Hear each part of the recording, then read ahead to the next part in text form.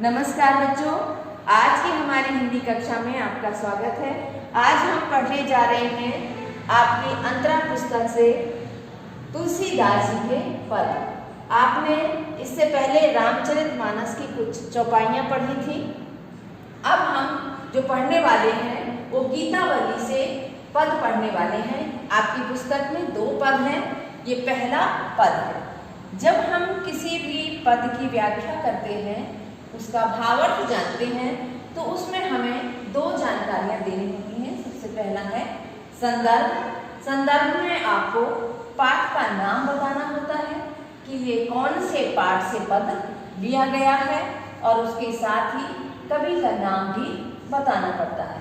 तो इसमें ये जो हम पढ़ने जा रहे हैं पद जो है यही शीर्षक है, और इस पद को रचने वाले हैं गोस्वामी तुलसीदास। ठीक है। इसके बाद आता है प्रसंग। प्रसंग में आपको जो भी पद, जो भी कविता आप पढ़ने जा रहे हैं, उसका संक्षिप्त ब्यौरा आपको देना होता है कि इस पद में आप क्या पढ़ने जा रहे हैं। जैसे जो पद हम आप पढ़ने जा रहे हैं उसमें राम के वन गमन के पश्चात राम की माता जी उनकी वस्तुओं को देखकर उनका स्मरण कर दुखी हो जाती हैं। इस संपूर्ण दशा का चित्रण इस पद में किया गया है। अब हम इसको पद का वाचन करते हैं। जननी निरखति बाण धनुया, बार बार उर नैनन लावत प्रभु जी की ललित पनुया। कभों प्रथम ज्यों जाए जगावत, कहे प्रिय वचन सवारे। उठो तात बल मातु बदन पर, अनुज सखा सब द्वारे। अब हम इन 4 पंक्तियों की व्याख्या करते हैं, इनका भावार्थ जानते हैं। सबसे पहले मैं आपको बताऊं कि जो आपने रामचरितमानस की पंक्तियां पढ़ी थी वो अवधी भाषा में थी, लेकिन जो ये आप गीतावली का पद पढ़ने वाले हैं ये पूरा की पूरा आपका ब्रज भाषा में लिखा गया है। तो ब्रज भाषा के शब्द भी हैं। निरखी यानी देख करके, बाण यानी बाण, धनुया यानी छोटे छोटे धनुष, नैनन यानी आंखों से, लावती लगाती है, प्रभु जी किसके लिए आया है?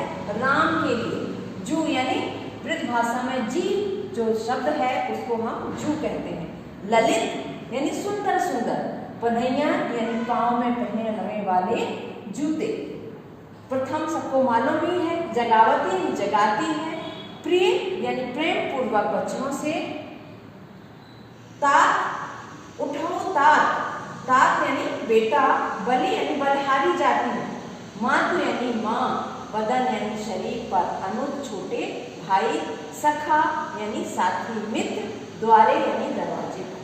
जैसे कि मैंने पहले ही आपको बताया है कि रामचंद्र जी के वन जाने के पश्चात कौशल्या माता जो है अयोध्या में अकेली रह जाती है।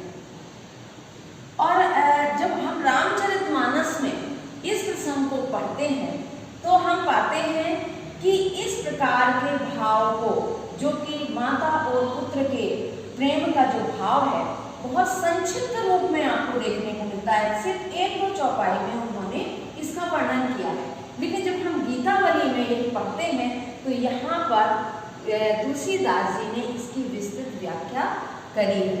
विस्तृत रूप से माता के दुख का वर्णन यहाँ पर उन्होंने किया है। तो राम के वन जाने के पश्चात जो उनकी वस्तुएं हैं उनको देख करके माता कौशल्या का हृदय कैसे दुखी हो जाता है, कैसे भावपूर्ण स्थिति में वो आ जाती है, इसका वर्णन देखने को मिलेगा। जननी यानी माता कौशल्या क्या करती है?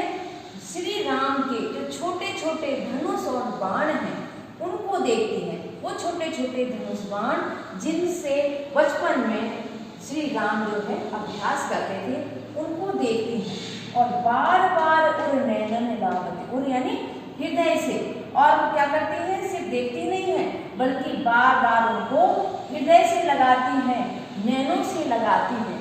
और क्या करती हैं? उनकी जो छोटे छोटे जूते हैं उनको भी ऐसे ही प्रेम से देखती हैं, उनको अपने नैनों और हृदय से लगाती हैं। कभों प्रथम जो जाए जगावती, और प्रेम की स्थिति दुखी होने की वजह से वो कभी कभी ये भी भूल जाती हैं कि श्री राम जी जो है अयोध्या में नहीं है।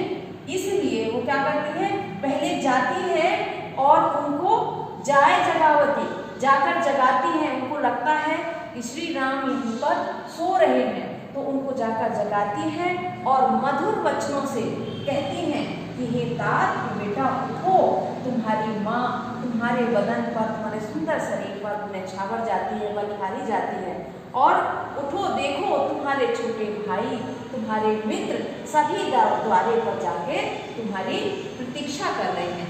यानी वो जो है विरह व्यथा में इतनी ज़्यादा दुखी हो जाती हैं कि ये भी भूल जाती हैं कि श्री राम जो है अयोध्या में नहीं है। कभों कहतियों बड़ी बार थे, जाहो भूप पह भैया, बंधु बोल जही जो भावे, गई निछावर मैया। कभों समझ बन गवन राम को, रह चकी चित्र लिखी सी, तुलसीदास वह समय कहे ते, लागत प्रीत सिखी सी। और कभी कभी वो क्या कहती हैं, ये जान करके कि श्री राम यही है, कहती बहुत देर हो गई है, उठो और जाओ। कहाँ जाओ? भूप पर, राजा के पास जाओ। राजा कौन है? उनके पिता राजा दशरथ। कि जाओ भैया, भैया किसके लिए कह रही है? श्री राम के लिए, कि जाओ भैया और राजा की गोद में जाकर बैठो, उनके पास जाकर के हो आओ, बहुत देर हो गई है और तुम राजा के पास, अपने पिता के पास नहीं गए हो। बंद बोल जैने जो भावे, गई निछावर मैया। और जाओ अपने भाइयों के साथ मिलकर के जो कुछ भी तुम्हें अच्छा लगे वो जा कर के खाओ। जैन मतलब खाना खाने, जैवन करना यानी खाना खाना, जो कुछ भी तुम्हें अच्छा लगे वो जा कर के भोजन करो। निछावर मैया, तुम्हारी माँ तुम पर निछावर जाती थी। कभू समझ वन गवन राम को, रही चक चित्र लिखी सी। चकित होकर के, और कभी जब उनको समझ आता है कि श्री राम यहाँ नहीं है, वन को चले गए हैं, तो वो कैसे चित्र लिखी सी, चित्रवत हो जाती है। जैसे चित्र होते हैं ना, कोई मूवमेंट नहीं करते हैं, कोई गतिविधि नहीं करते हैं, वैसे ही चित्र में बनी हुई मूर्ति के समान हो जाती है। सूरदास वह समय कहे थे, लागत प्रीत सिखी सी। सिखी यानी मोरनी। तुलसीदास जी कहते हैं कि उस समय वह कैसी लग रही है कि जैसे कि प्रेम में बसी हुई होकर के मोरनी की स्थिति हो जाती है। वही दशा कौशल्या माँ की राम के प्रेम और राम के वियोग के कारण हो जाती है।